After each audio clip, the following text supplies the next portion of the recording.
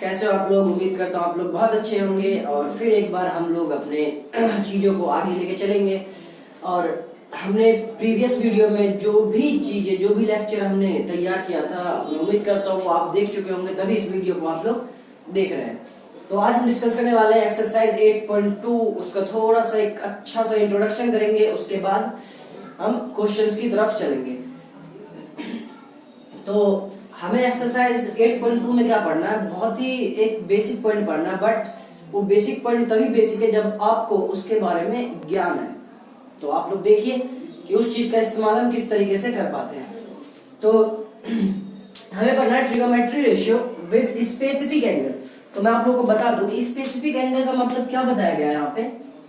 Specific angle का मतलब है कि हम ज्योमेट्री में, हम प्रीवियस क्लास में ज्योमेट्री में पढ़ के आ चुके हैं कि हमारे पास एंगल्स जो स्पेसिफिक है कौन कौन से। जैसे स्टैंडर्ड एंगल भी हम कहते हैं, जिसे हम स्टैंडर्ड एंगल के भी नाम से जानते हैं। जैसे हमारे पास 30 डिग्री, 45 डिग्री, 60 डिग्री, 90 डिग्री, ये सारे हमारे पास क्या है, स्पेसिफिक एंगल है। हम इसी पे बातें करेंगे। और हमारे पास एक्सरसाइज में, एक्सरसाइज की जो डिमांड है वो इन्हीं एंगल्स पे डिपेंडेंट है।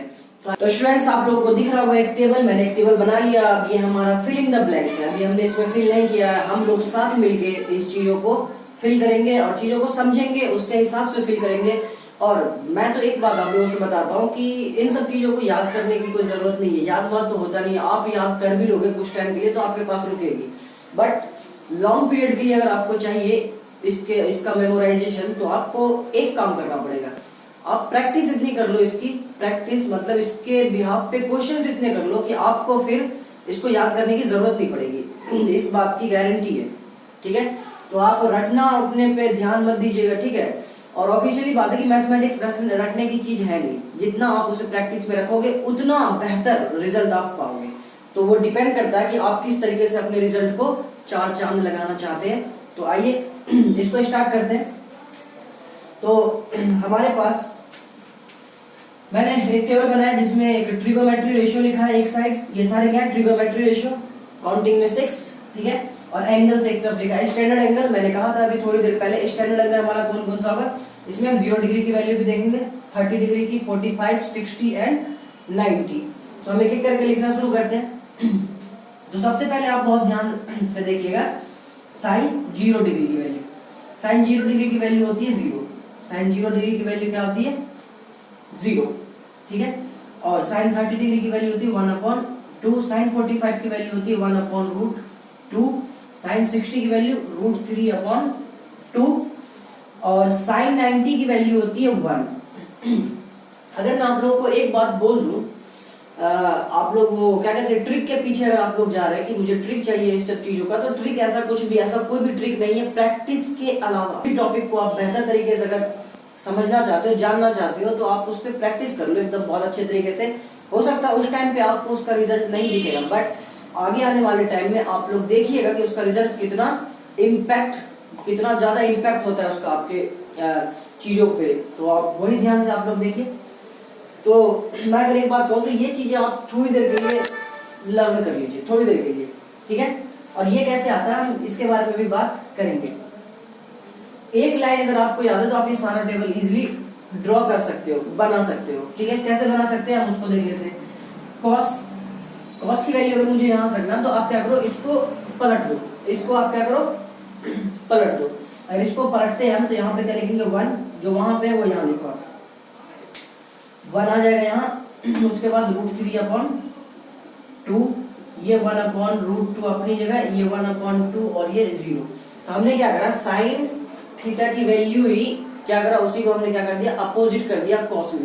तो वही वैल्यू आती है, कॉस 0 की वैल्यू 1,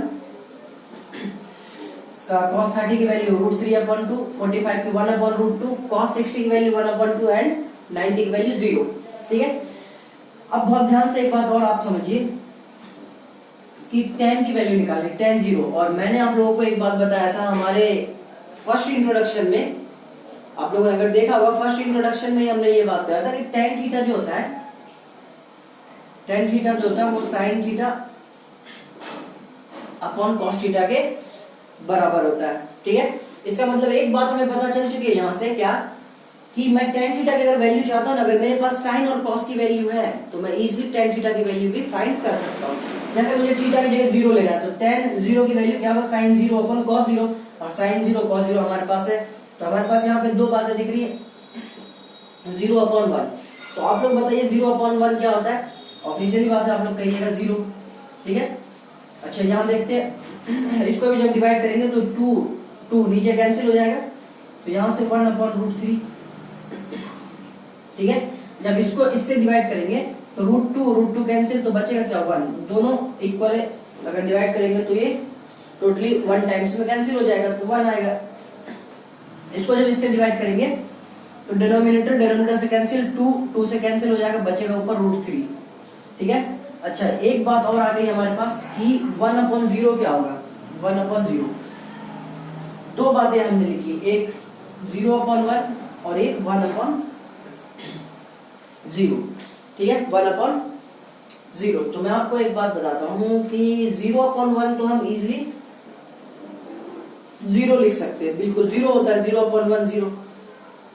बट 1/0 की बात करें ना हम, तो यहाँ पे हमें कहीं कहीं थोड़ा सा फ्लिप करता है चीजों को। कैसे? आप 0 के टेबल में 1 को कैंसिल नहीं कर सकते। और सबसे अच्छी बात तो ये, अगर आप फ्रैक्शन को जानते हैं, आप रेशनल नंबर को जानते हैं, तो रेशनल नंबर चीख चीख के एक बात कहता है। रेशनल नंबर अपने डेफिनेशन में चीख चीख कर एक बात कहता है कि आप कुछ भी रख लो, मुझे कोई किसी भी रियल नंबर में सेट कर लो, बट डिनोमिनेटर में 0 मैं एक्सेप्ट नहीं करूंगा, यही बात बोलता है वो, ठीक है। तो 0 1/0 डिनोमिनेटर में नहीं, तो डिनोमिनेटर में अगर 0 आ गया तो क्या हो जाएगा, वो हो जाएगा नॉट डिफाइंड। क्या होगा? Not defined. तो अब मैं आप लोगों को बताता हूं एक बात कि इसका क्या होता है, नॉट डिफाइंड,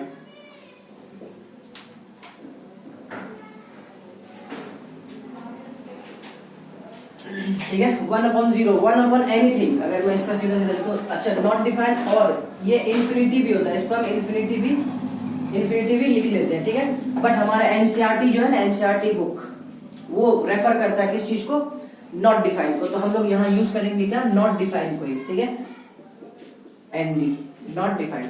तो मैं एक स्टेटमेंट बहुत अच्छे तरीके से समझ पा रहा हूं कि 1 एनी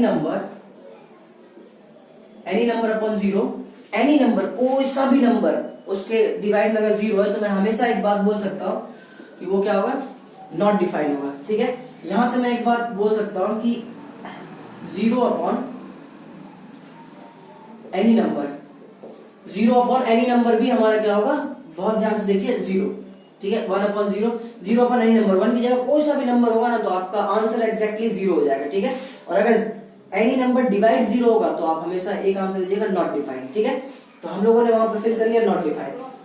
क्यों फिल करा, क्योंकि 1/0 वहां पे हमें दिख रहा था। अच्छा कॉसेक, और आप लोगों को पता है कि साइन का रेसिप्रोकल है, साइन का रेसिप्रोकल है कॉसेक, साइन का रेसिप्रोकल है कॉसेक। तो जो भी साइन होगा उसका अपोजिट कॉसेक होगा। तो बहुत इजीली देखिए यहाँ पे, ये 0 है, अच्छा 0/1 ये 0 है, ये नीचे में कुछ नहीं होता है तो क्या होता है, 1। तो इसका मतलब ये, इसका जब मैं रेसिप्रोकल करूंगा, इसका मैं जब रेसिप्रोकल करूंगा तो 1/0 आएगा। क्या आएगा, 1/0। और अभी अभी हमने देखा था कि 1/0 क्या होता है, नॉट डिफाइंड। तो मैं cosec 0 डिग्री की वैल्यू नॉट डिफाइंड लिख सकता हूं, ठीक है। आप देख पा रहे हैं कैसे।